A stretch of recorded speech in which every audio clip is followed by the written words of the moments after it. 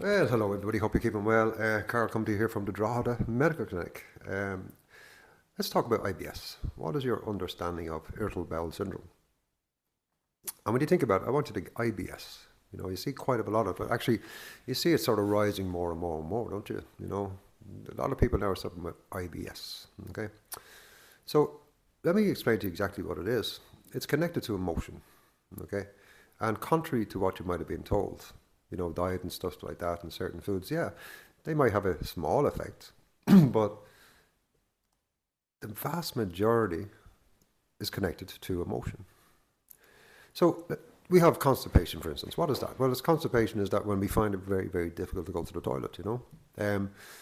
It's quite uneasing to sit to a client and, I could be talking to them maybe during a weight loss, process or getting an intake. And, they might have 4 or 5 stone on. And one of the questions I'll ask them is, are you regular on the toilet, And they go, sorry, what do you mean? And I go, well, there's a meal go in and then come out. And they go, oh, no. And I say, well, they're not being smart or not being personal, but when is the last time you went to the toilet? And they go, well, 3 days ago. And I go, wow, okay, 3 days ago. And then I'd say, okay, is that like a one-off or is that common, Oh, well, I could go a week or two sometimes. And I go, wow. And that terrifies me, not me, it terrifies me for them. You're looking at this lady there, probably in her 50s or 60s, and she's 5 stone overweight, 4 stone overweight, and it's all bloated, you can see it. And then you realise that, well, she's eating out of control, she's eating a lot of stuff which is not good for her, excuse me, she's getting bigger and bigger, but nothing is coming out, okay? And it's quite shocking when I explained to them, well, I said, you see, the problem with that is what we call a toxic colon, It's not something you hear much of, toxic colon, but I heard about it many, many years ago, and it shocked me. I don't have weight on, and I'm quite regular. Well, sorry to tell you that. but my whole point is, it shocked me when I understood this. A lot of doctors don't tell you this stuff. But if you eat 3 meals a day, and then you go a week without going to the toilet, number twos, what does that tell you? Well, it tells you that the 3 meals I ate yesterday are in my stomach, and when I eat 3 today, they're going to go in on top of that and into my colon. And then tomorrow they're going to go in on top of that, digested into my colon again. So you're having different feces from different meals all piling on top of each other inside your colon, which makes it a toxic colon. And it can be the home of multiple issues and sicknesses and diseases, and the spark of many, many issues and sickness and diseases. You have to see it this way, folks.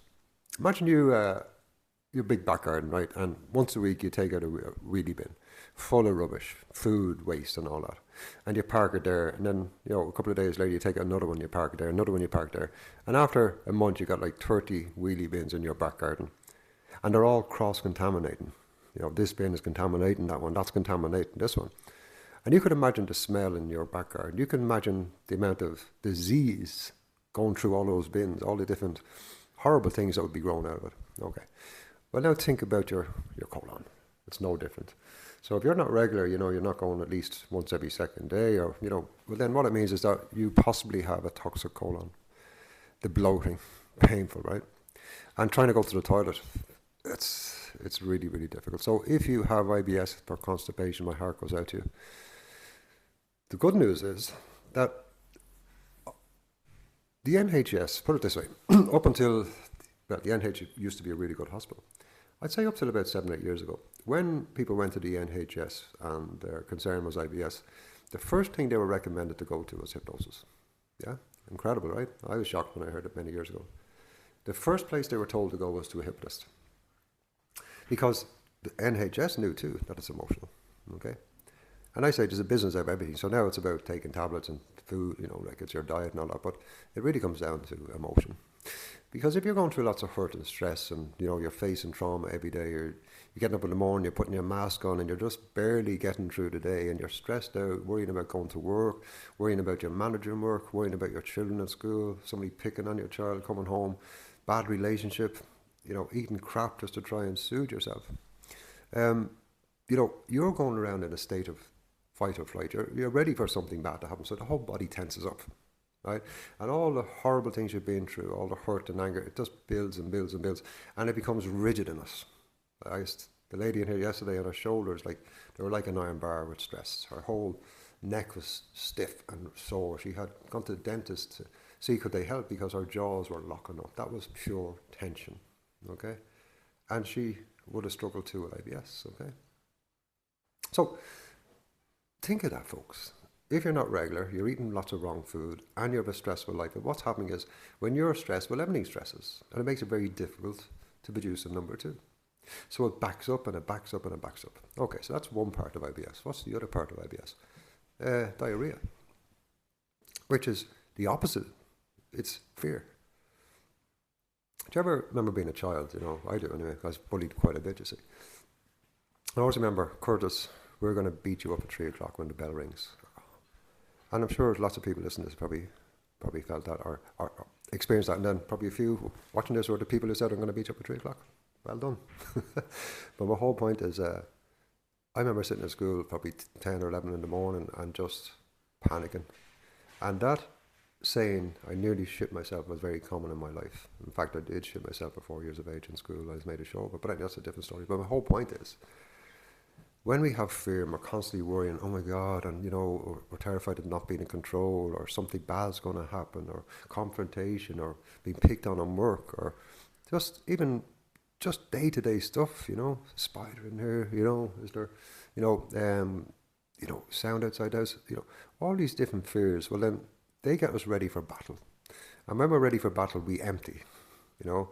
That's why when you have anxiety, you feel a bit nauseous, you know, and we want to basically go to the toilet. So you can see now IBS there, the two different experiences will be constipation and diarrhea, but they're both related to emotion, folks. So if you really, really want to deal with it, you need to get into the subconscious mind, okay? Medication is really only dealing with the symptom of your IBS. It's not changing it, it's not fixing it, you know. Changing diet is merely entertaining the symptoms. Again, not going to take it away. What will take it away? Hypnosis. Okay, why? Because when we get into the subconscious mind, that's where all your emotions live. That's where your anger lives, your hurt lives, your stress lives, your anxiety lives, your panic lives. It all lives in that mind. And as hypnotists, we're unique. Excuse me, we're unique as we're the only people who get in there to fix it and to change it. I do stage shows, and you can see 10 people on a stage looking for leprechauns. That's because they're in their subconscious mind. And that's what hypnotists do. We get you into the subconscious mind. So when we let go of all the hurt and anger that you've ever experienced in life, for the people who hurt you most, and all the stress you've been through, right up to the moment of life you're in. So you're 30 years of age, you come into me, we let go 30 years of anger. You're 60 years of age or 90 years of age, we let it all go. Okay? For the people who hurt us most. And when you do that, your body goes into a state of disease. When you do that, it goes into a state of ease. Pardon myself. So sorry, let's recap on that. When you let go all the hurt, all the anger, all the unfairness, and all the injustice, your whole body goes bang, and it goes into a floppy state. Because all the stress is gone, so your body now goes into difference. Instead of being stressed, we go into peace. Ease, I meant to say, not disease, okay? Which means, give it a few days or a week or two, you're going to start being able to produce number 2. And after another session or two to reinforce it, eventually you get going back to the toilet normally. If that's not happening, folks, it's a time bomb waiting to kick off inside of you.